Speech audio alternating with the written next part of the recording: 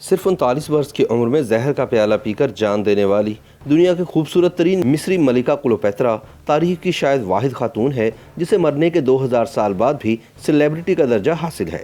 لیکن کلیوپیٹرا کی لاش کہاں دفن ہے، اس راز سے آج دن تک پردہ نہیں اٹھ سکا۔ صدیوں سے ماہرین آثار قدیمہ اور سیاح اس کی قبر کی تلاش میں ہیں، لیکن انہیں ابھی تک کامیابی نہیں مل پائی۔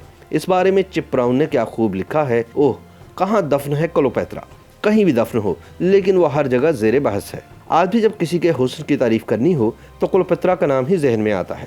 پچھلے 2000 برسوں سے کلیوپیٹرا کے لازوال حسن پر ان گنت پینٹنگز، میورلز اور مجسمے تیار کیے جا چکے ہیں۔ وہ متعدد ناولوں، افسانوں اور کہانیوں کا موضوع بن چکی ہے اور ان پر ہالی ووڈ سمیت دنیا بھر میں فلمیں بنائی گئی ہیں، جن میں ان کے کردار الزبتھ ٹیلر اور صوفیا لورین جیسی حسیناؤں نے ادا کیے ہیں۔ آج ہم جس خاتون کو کلیوپیٹرا کے نام سے جانتے ہیں وہ دراصل کلیوپیٹرا ششم ہے، جو 69 قبل مسیح میں مصر کے حکمران بطلیموس دوازدھم کے گھر پیدا ہوئی تھی۔ جب والد کا انتقال ہوا تو اصولی طور پر اقتدار 18 سالہ کلیوپیٹرا کے پاس آنا چاہیے تھا، مگر لوگوں کو عورت راج قبول نہیں تھا، اس لیے انہیں چھوٹے بھائی کے ساتھ مشترکہ حکمران بنا دیا گیا۔ مثل مشہور ہے کہ گڈڑی میں 2 فقیر اور ملک میں 2 بادشاہ نہیں سما سکتے، تو ایک تخت پر 2 بادشاہ کیسے رہ پاتے؟ تو پھر یہی ہوا، کلیوپیٹرا کو بھائی کی فوجوں سے جان بچا کر مصر سے بھاگ کر روم جانا اور رومن بادشاہ جولیس سیزر سے مدد حاصل کرنا پڑ گئی۔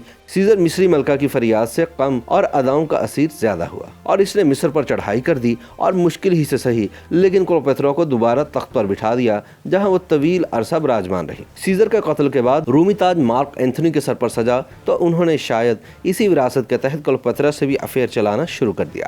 روایت کے مطابق جب باغیوں نے کلیوپیٹرا کو شکست دے دی تو انہوں نے زہر بھرا پیالہ پی کر خودکشی کر لی۔ لیکن تاریخ کی کچھ کتابوں میں یہ بھی لکھا ہے کہ کلیوپیٹرا نے دراصل خود کو سام سے ڈسوا کر خودکشی کی۔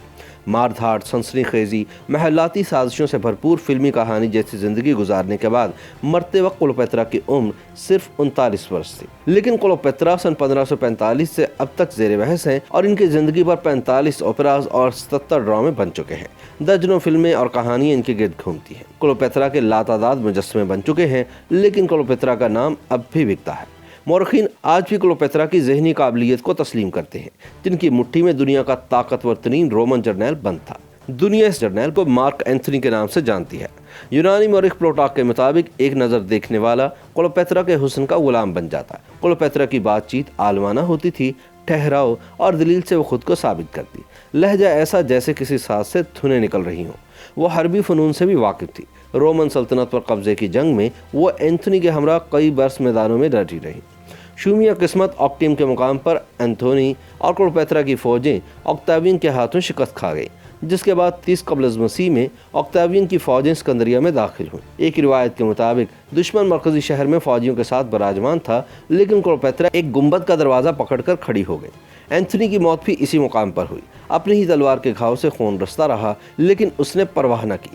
اینتھونی خون کے آخری قطرے تک اپنی کلیوپیٹرا کے ساتھ دشمن سے نبرداز میں رہا۔ بہادر مگر چلاک اینتھونی کو علم تھا کہ زخم کھانے کے بعد وہ زیادہ دیر زندہ نہیں رہ پائے گا۔ اس نے مشروب کا آخری گھونٹ پیا اور کلیوپیٹرا کی باہوں میں دم توڑ دیا۔ چنانچہ کلیوپیٹرا نے بھی زہر کا پیالہ پی کر موت کو گلے لگانے کا فیصلہ کیا۔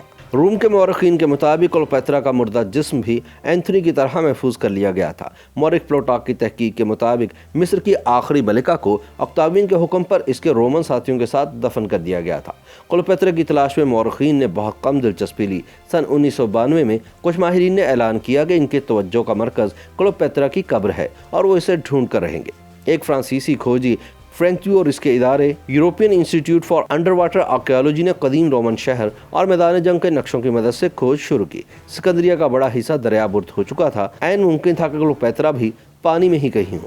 یورپی انسٹیٹیوٹ کے کھوجی ڈوبے ہوئے رومنوں کی چند باقیات تک پہنچنے میں کامیاب ہو گئے، لیکن کلیوپیٹرا کی باقیات آج دن تک نہ مل سکی۔ لیکن یہ بھی ایک سچ ہے کہ دنیا کا کوئی بھی مقام ہو، آپ کو کلیوپیٹرا کے نام سے منسوب کوئی نہ کوئی شے مل ہی جائے گی۔ حتیٰ کہ ڈرائی کلینرز اور کچن آئٹمز، کھیل کے میدان اور ڈانس ہالز بھی اس کے نام سے چلتے ہیں۔ اسی طرح کلیوپیٹرا سورج کے گرد بھی گھوم رہی ہے، کیونکہ سائنسدانوں نے ایک سیارچے کا نام کلیوپیٹرا 216 رکھ چھوڑا ہے۔ کلیوپیٹرا کا لائف سٹائل بھی خواتین کی رہنمائی کا سبب بنا۔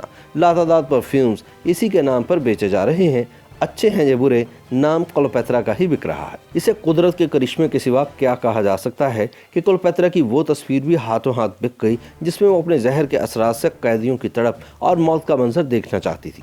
ये तस्वीर सन 1887 में मारूफ फ्रांसीसी मुसव्विर अलेक्जेंडर जिबानी ने बनाई। तसव्वुराती कहानी पर मबनी ये तस्वीर मुसव्विर के ब्रश का शाहकार है।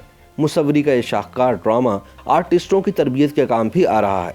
हिदायतकारों के नज़दीक अगर अदाकार क्लोपेत्रा और इसके कैदियों जैसे तासुरात चेहरे पर लाने में कामयाब हो गए तो वो अच्छे अदाकार की सलाहियतों से बहरावर है, वरना नहीं।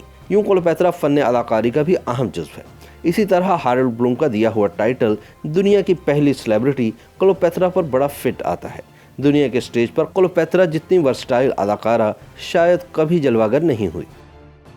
YouTube पर गूगली न्यूज देखने के लिए youtube.com की सर्च बार में गूगली न्यूज टीवी टाइप करें। गूगली न्यूज के पेज पर सुर्ख रंग के सब्सक्रिप्शन वाले बटन पर क्लिक करना ना भूलिए। YouTube पेज पर अपलोड होने वाली वीडियोस से बाखबर रहने के लिए बेल आइकन पर क्लिक कीजिए। आपको हर नई वीडियो के बारे में नोटिफिकेशन मौसूल हो जाएगा।